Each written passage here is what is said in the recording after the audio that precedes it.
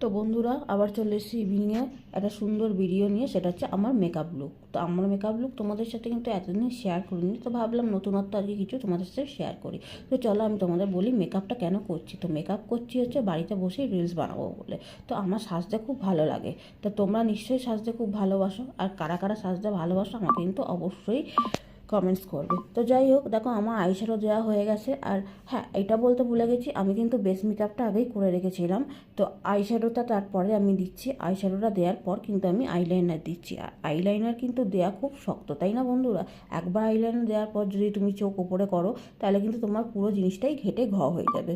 So যাই হোক বন্ধুরা, তোমরা কিন্তু এই গরমে আইলাইনার দেওয়ার পর একদম ওপরের দিকে তাকাবে না, পাখা নিয়ে চুপচাপ চোখ বন্ধ করে বসবে যতক্ষণটা আইলাইনারটা শুকাচ্ছে। সো যাই হোক, আইলাইনার কিন্তু আমি খুব পাতলা করেই দিই, বেশি মোটা করে দিই। তো বন্ধুরা আমার লাইনার কিন্তু শুকিয়ে গেছে, তোমরা দেখতেই পাচ্ছ। এবার লাইনার লাগানো